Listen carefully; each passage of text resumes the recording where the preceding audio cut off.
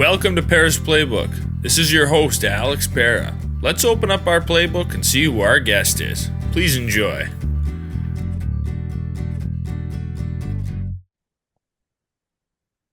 Welcome to episode 212 of Pera's Playbook. Today we're joined by Morgan Cross. She runs track at Lawrence University. I think she's the sixth Lawrence athlete on the show, which would be the most for any university or sports teams. Go Vikings. But we're happy to have Morgan on the podcast tonight. How's it going?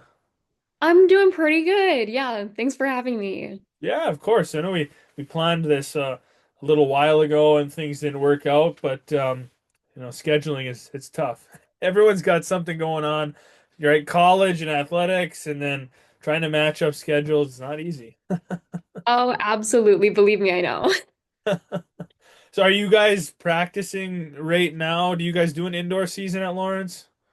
We do, yeah. So we're just doing our off-season training, say 4 times during the regular week. Is it like on your own or with your coaches? With our coaches, we got our lifts during part of the day. We have team practices during some, just whenever we can find space that works. Sometimes it's between classes, sometimes it's right after lunch, but it's just where we can tend to fit it in. And when does the indoor season start? Like when do you have your first indoor meet? Oh gosh. My first 2 years at Lawrence, it was about mid to end January. Oh Uh, wow. So it's a while. oh yeah. And I mean, we're off from Thanksgiving to New Year's, so and we don't stay over break, so we don't really get a whole lot of practicing formulated together, yeah. Yeah. So you practice now and then you get like a 2 month break and then you have your first meet. Basically, yes. That's kind of crazy. So I guess you better, it's good that you guys are practicing now. Do you continue to run yourself and like do workouts on your own like during that break? Oh yeah, and our coaches, they'll send stuff out, whether it's some plyos or it's a lift or it's, hey, if you can find a hill that doesn't have snow or ice on it, do that. Right. So yeah, if you're from like a warm climate state and you go home for the holidays, you're set. But if you're from anywhere up north or in the Midwest, good luck. Oh yeah, I've had my fair share of that.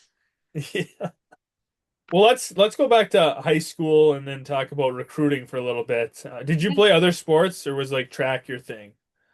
I spent a good chunk of my childhood like playing soccer and playing volleyball also, and it was coming into high school the way that I was like, man, I really have to make a choice. And soccer was up there, but track just took it by a little bit. Was it a hard decision? I know some people like struggle. They go back and forth and no, it's really a hard choice initially which sport they're going to devote all their time to. Yeah. It was definitely difficult. I mean, like, I could run whenever I wanted. But it's not always a opportunity to get a bunch of friends and go on a field and kick a ball around. So that was a big difficult decision, but I think I strayed away from people on a field kicking a ball together and just running by myself. So how old were you? Like what grade were you in when you kind of made that decision? Oh gosh, I think it was probably 15 years old, I think. Okay. And then when did you start to like think like, hey, I might want to do this after high school? Like I'm going to take this seriously enough to like was that the same time where you kind of decided you wanted to run in college? Yeah, it was around the same time my mom ran collegiately. So when I was picking up track and doing and running around, I kind of always had her in mind as like my goal, my icon, my idol or whatever. So she ran in college and I was like, I think that's exactly what I want to do. What events did your mom run? She mainly did short sprints. So I stick to that and then I do some jumping into some sand, but she didn't do all that. So it's in the family. Sprinting is in the family. Yes, yes, I can remember being in the womb as she's running around. When recruiting started, was it slow at first? Was it stressful? Like how was your recruiting experience? Oh gosh. It was I felt a little lost. I didn't really have anyone's hand to hold through that, and I really wish that I did. But it just came through signing up for this recruiting website and then watching emails come in through there from like different coaches. And I remember getting emails from coaches in my conference now being like, hey, we'd like you to run. And I was having trouble trying to navigate through everything. I felt lost. I needed my mom's hand to hold.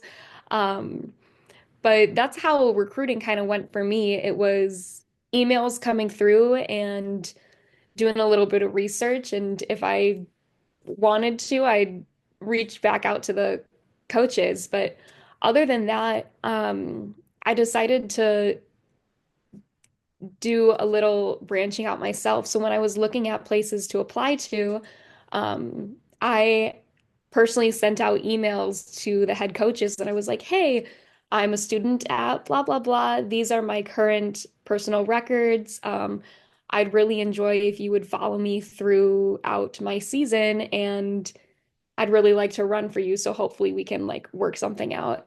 And I got a few emails back. Obviously, some didn't respond, which was fine.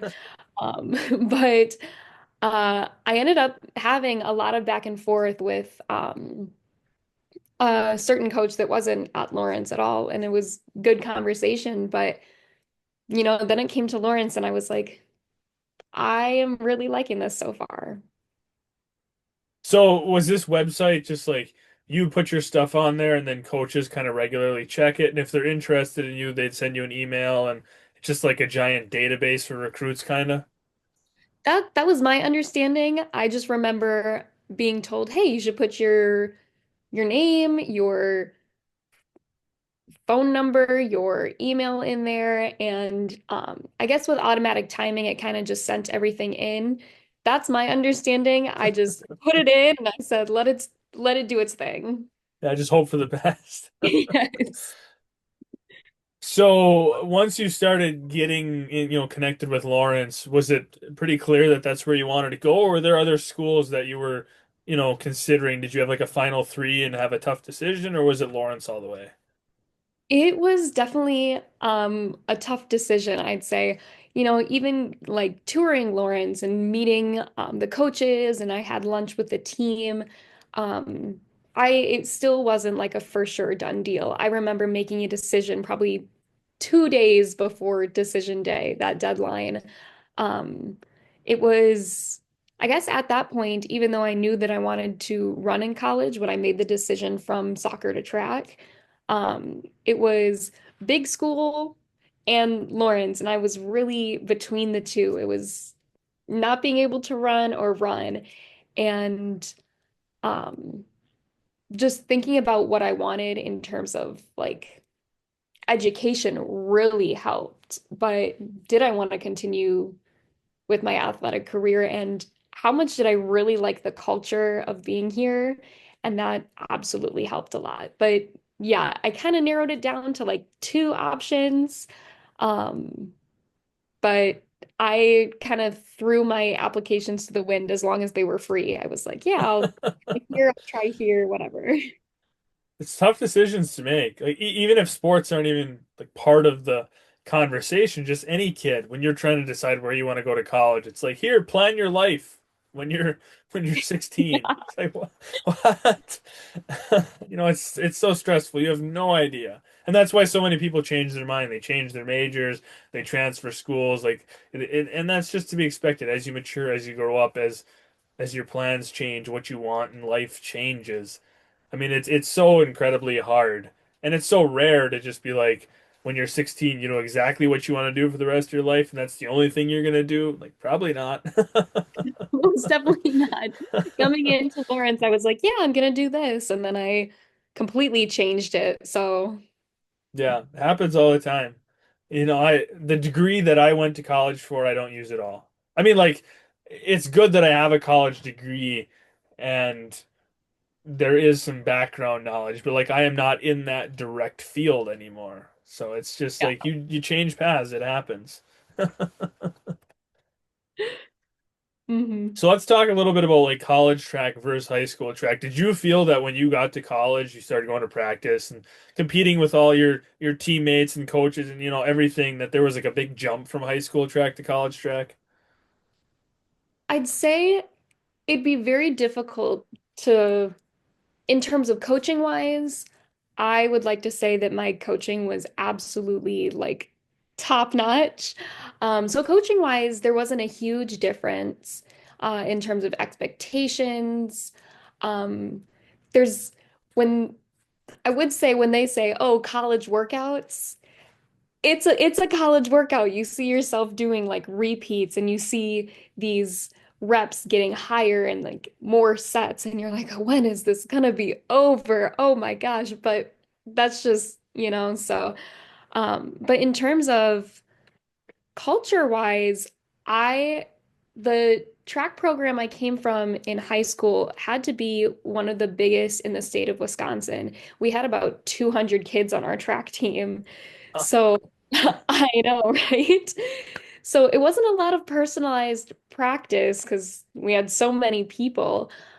So that was a big thing coming here to be able to work one-on-one on minute details, having a better culture because our track family was a bit smaller. It was easier to be friends with everyone.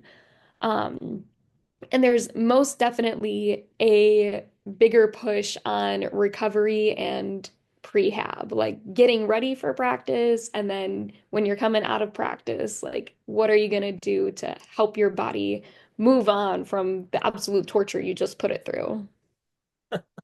So I got to backtrack to that 200 kids. Was that 200 total, or was that just 200 girls on the girls team, and then there were guys on the guys team?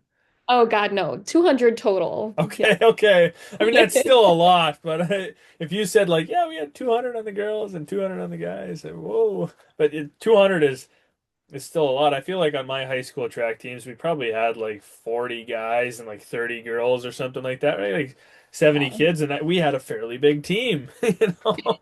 So in 200, like double us and add some more. Yeah. That's crazy. And was it a pretty even like split, like the events that people were doing? Or was there like a lot of people doing one event and you had less people in other events? I'd say there was a pretty big split. Or like even, I'd say an even split between, a bunch of throwers going and doing their thing. Um, we had our short sprints. When I was a part of the track program, we had like a long sprints section for like 400s, 800s, and then like distance would go off and do their thing. So I would say it would be pretty even. Yeah, but in terms of like maybe field events, like high jump, pole vault, long jump, triple, those got more sparse. Yeah. I've noticed in recent years, like in the area I'm at, like pole vault is not popular anymore. Like there's a lot of schools that they just don't have pole vaulters. A lot of schools just have like one or two pole vaulters. Like I don't know, it seems to be kind of dying out. Hmm.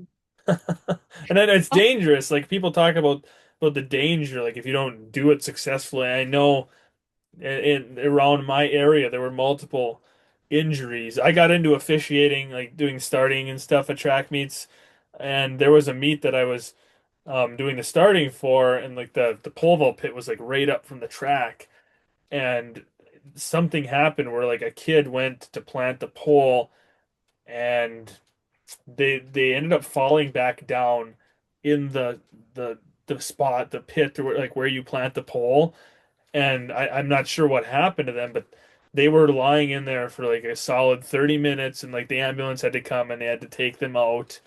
And then like somebody else was like, yeah, just last week there was another meet where somebody pole vaulted over the mat. So like they cleared the mat and then like cracked their skull open and had like Oh a my serious God. injury. So like in like a week or 2 week span in like my track area, there were two meets that had like serious pole vault injuries, and the coaches were like, "Yeah, we'd be okay if we just banned pole vault for good, or made the kids wear helmets or something." I don't Oh my gosh, I know. remember that conversation of wearing helmets during pole vaulting. I remember that. I can't remember when, but it was, I remember hearing about that. Yeah. Yeah, because we don't have triple jump around here, and I've always asked the coaches like, oh yeah, why don't we have triple jump? That doesn't make sense. And a lot of them have said they'd rather trade like triple jump for pole vault or like triple jump for javelin or something else. Just get rid of pole vault, add in a different field event that's not around here. So I don't know. Pole vault might be on the outs, or at least where I'm from, up here in Upper Michigan. Pole vault's on the outs, I guess. Yeah, let's take one dangerous event, maybe match it up with another one. Right, I know. Javelin, right? Throwing sharp objects. Yeah, yeah, I don't know. Mhm. I've always had like tremendous respect though for pole vaulters. Like, I mean, it's Oh my God. incredible skill. And their core strength, I remember just going for it was just a freebie, like come try it out, do whatever. And I mean, it was one day of learning basics, but I was like, I don't know if I can do this. Hats off to those who can, but I cannot. No, there's a lot of the field events. I feel like, throws get a bad rap. People say, oh, it's just throwing, it's easy, but the amount of technique and skill you have to have, incredible hurdling, like really good hurdlers when they can glide over the hurdle and like their head doesn't move. They just go from hurdle to hurdle, hurdle. You see those D1 hurdlers that can cruise through hurdle and the form is just perfect. I mean, it's Mhm. incredible. One of my teammates, she would just go over the hurdle so you would not hear a thing. You would not hear a thing. And then I would, you'd listen to the guys go over the hurdle and then it's just bang, bang, bang, bang. Yeah. Yeah, they're kicking their foot's getting caught every time they go over. Yeah. Track is such a tremendous sport, and it's severely underrated, I think, especially on like a major level, right? People only talk about track when it's the Olympics. Ah, it's the Olympics, let's talk about track. But, I love every year watching the Division 1 nationals. It's phenomenal. I remember pulling that up just earlier and gosh, I think watching from home, I think, and I was just in awe. I was like, oh my gosh.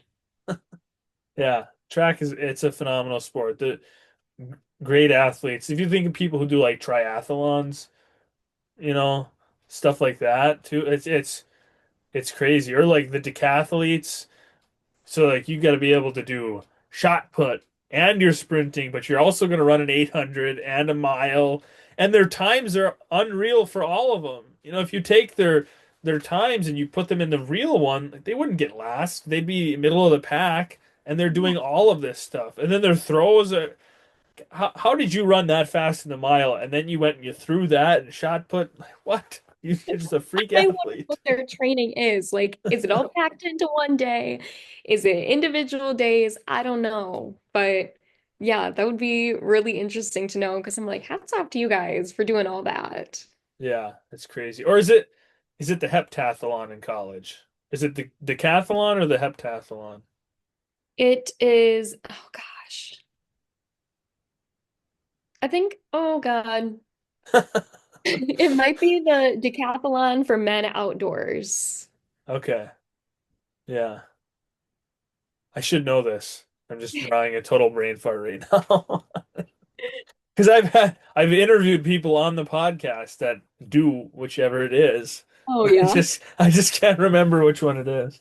I feel like I should have a lot more knowledge about my own sport, but Wait, just but like a but those horse. aren't your events, so it's okay, Yeah, right? Like if you didn't know about your own events, you're like, okay, but that you don't run it, then it's fine. You don't have to know about it. exactly. So what is your favorite event? Right? You're into sprints and jumps. What's your like if you had to pick one event to just do forever, what would it be? Probably long jump. Yeah, That's your favorite, your go-to. yeah, I think once I land in the sand, can make some sand castles. I could keep doing that for very useful. Yeah. So what But sprints do you do? the one, the two, whatever relays they want to put me in, as long as it's not the 4x4. And Not a yeah, fan of the 4x4. absolutely not. I can hardly do our warm-up lap. Yeah. 400 I mean it's a hard race. Some people say it's the hardest race. I think like in high school the 300 hurdles and then in college the 400 hurdles. I think that's the hardest race because Mhm. you've got that 400 and you're also jumping over stuff. But both of them are tremendously hard because you're doing an entire lap in a full out sprint. You Yeah, can't die. Like you've got to keep going full out or you won't win. it is the absolute like ultimate test for your mental strength and then your physical strength Yeah, also.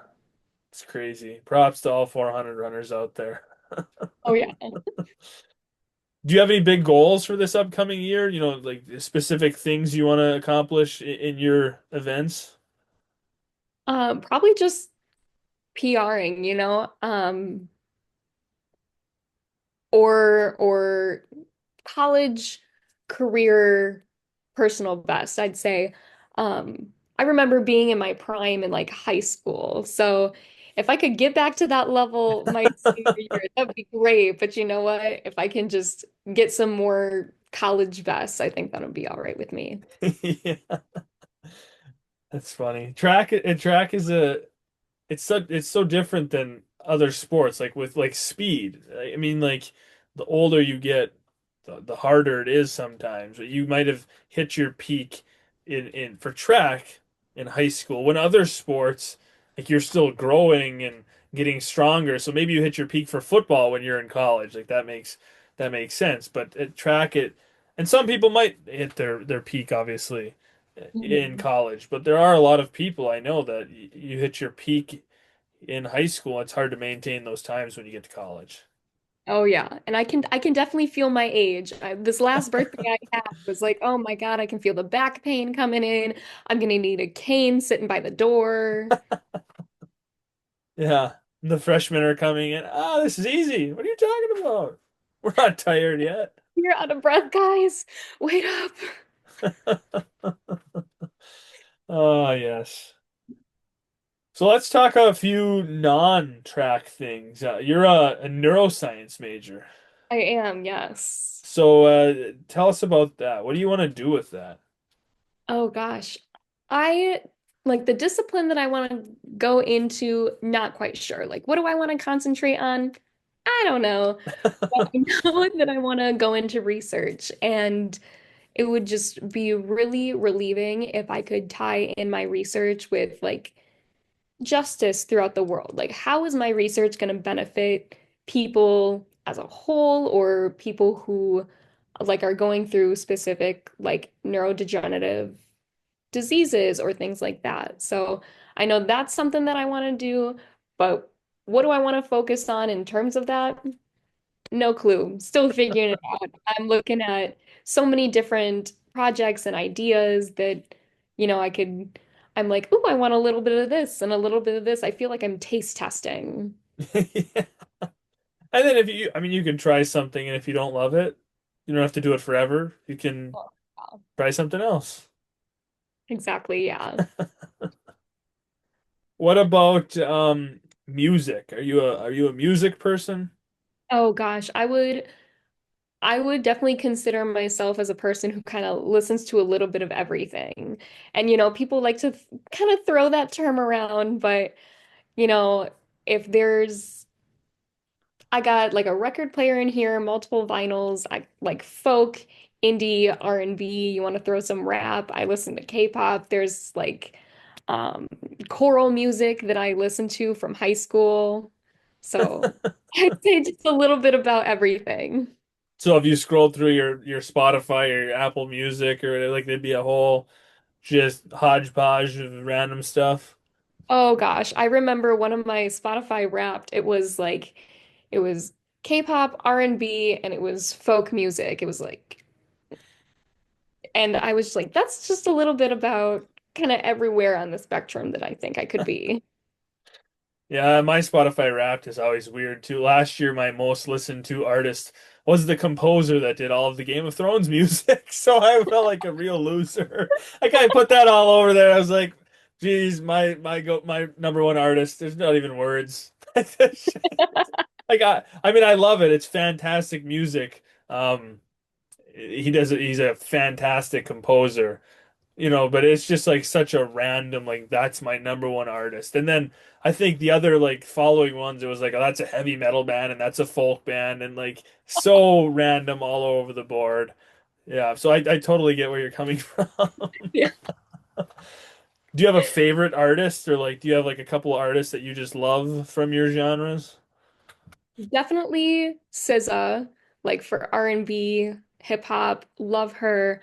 And then Hozier, like, a little bit of folk, indie, kind of that. I saw him in concert, absolute great concert, loved that. So if I could go see a SZA concert, I think I could die happy.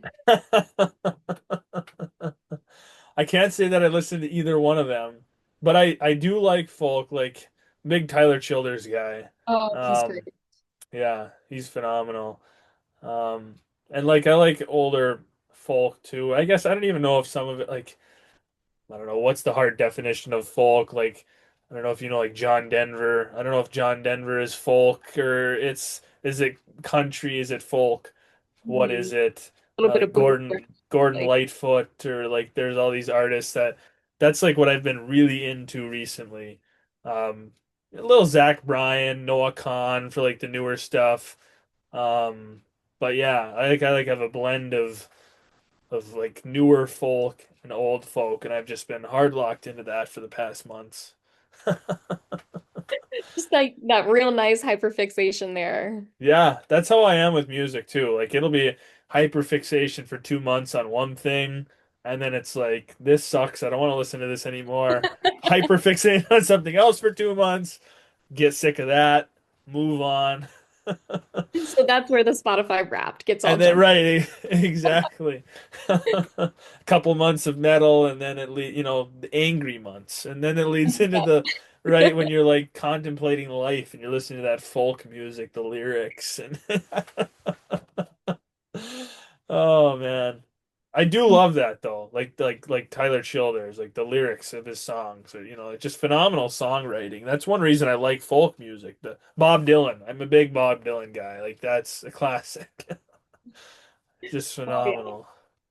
One thing I love listening about with Hosier is, I mean, one of my minors is creative writing, and I like to focus on poetry. So his lyricism seems like absolute poetry, and I think that, and I feel that with Noah Khan also. I'm like, this is absolute poetry, lyricism masterpiece right here. Yeah. Creative writing. So you like to write, I'm assuming. I mean, you mentioned poems, but like stories, everything, or more poems, or I definitely say a lot more poems. I think my plan going into Lawrence and having this idea was, yeah, a little bit of poetry and maybe a little bit of like songwriting that I could do because, just love music all around.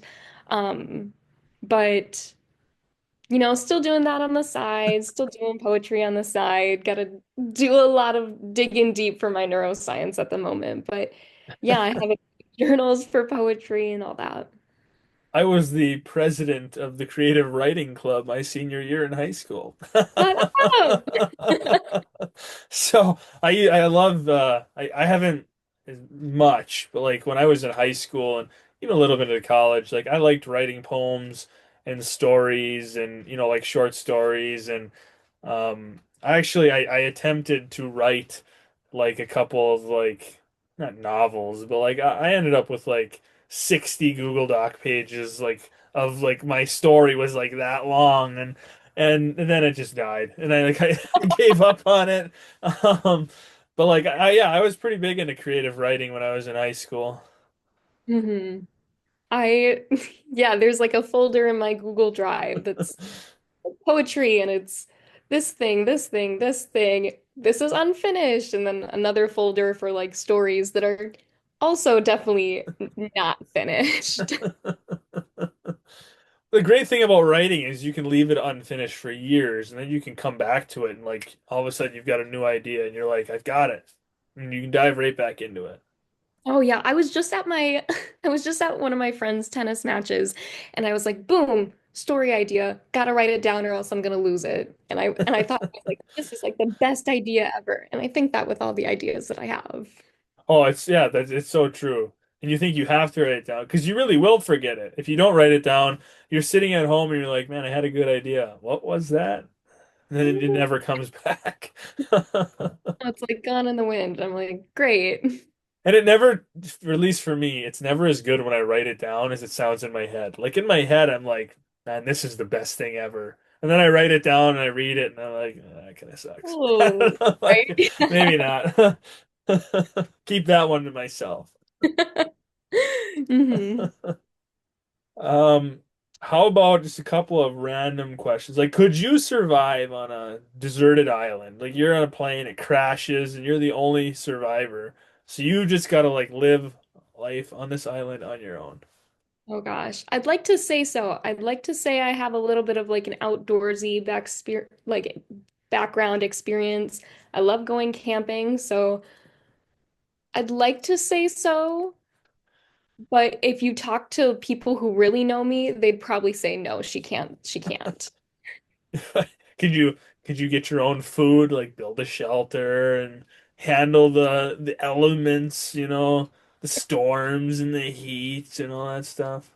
Oh gosh, probably the elements. I think food-wise, I probably couldn't. I would look at a berry and I can't decide if it's poisonous or not. I'd probably eat it because I'd be hungry and then I think I would die. So At least that wouldn't be a terrible way to go, probably, right? Like it wouldn't be like super painful. It'd just be like, crap, I shouldn't have eaten this. yeah, right. Like that girl in the Hunger Games. Um, you know what I'm talking about? I know that was so random, but you said berries, and that's where my mind went. My mind Oh went to the yes, Hunger yes. Games. There's Fox Face. They find her. She's got the berries in her hand, and then Peeta's like, "Oh, I got berries for us." And Katniss is like, "Don't eat those, Oh. you moron!" I don't know. That's where my brain went when you said berries. Oh boy, it's only Wednesday. Oh gosh. I feel that about Thursday and I think I'll feel that about Friday. It's been a long week. I don't know. Like on Tuesday, I thought, oh, Friday night. No, no, it's Not Tuesday. yet. Not even close. What if you had to live in the world of a TV show or movie? So, like, just pick a universe. What universe would you live in? Oh gosh, definitely Lord of the Rings. Really? Right away. Like Middle Earth, you get all four seasons, which is great because I'm from the Midwest, so I'll be right in my element. And you got a diversity of people, and I mean little tiny hobbits and little tiny dwarves. They're so temperamental, and then you have these beautiful elves, and then these like rugged humans, which that probably explains us, just rugged. I feel like I'd be pretty much in my element there, yeah. I would definitely pick Harry Potter. That's the Mhm. world I would live in. That's a good. Um, I just think like other than all the terrible stuff that happens, right? Like fighting Voldemort, all that horrible stuff. I think like going to Hogwarts, like it would have just been awesome. And like the things that like going to Hogsmeade and getting some butter beer and like when they're on the train in Hogwarts and they get to like have the candies. It's so much more fun than like our boring regular candy. Exactly. Yeah, You're in the Great Hall for Christmas and they're like ceilings snowing on you or like all this like Harry Potter world, man. Just it'd be awesome. Take away the bad stuff. that's a great one. Yeah. 'Cause there's a lot of, I wouldn't want to live in Star Wars. I wouldn't want to live in Game of Thrones or you wouldn't want to live in The Walking Dead, right? Like Oh, there's a lot of these fictional universes that probably not a good idea. yeah, right? We Maybe definitely live have a in lot the of things. yeah, maybe live in like I don't know. Scooby-Doo's world or something. Like, I don't, Yeah, right. Take the that'd be mask, just a regular person. yeah. Yeah. I would love to have been Shaggy as a kid. Like you can eat endlessly and you never change. Skinniest guy ever can eat endlessly. Like where do I sign up for that? That's the universe I want to live in. I changed my answer. Scooby-Doo, I want to be like Shaggy. Eat as much as I want and never The ever hairs change. appear, the jaw I unhinges. I know. Or the Looney Tunes universe where you can like run out past a cliff and like Yeah. hover in midair and realize you should turn around and then go back. Yes. There's a lot of great answers for this question. You would never die in that one. You just get No, injured and then you're no. fine. Any cartoon world, you're just set. You're, yeah, all good. Oh man. Awesome, awesome. Well, I appreciate you coming on the podcast. I'm glad we finally were able to nail down a time and, share a little bit of your track journey and a few other things. It's been good talking with you. Yes, thank you so much for having me. I appreciate like everything that you do with your podcast. It's great. Go Vikings. We keep the Lawrence streak going. Yes. Thanks for listening. Please stay tuned for more episodes soon.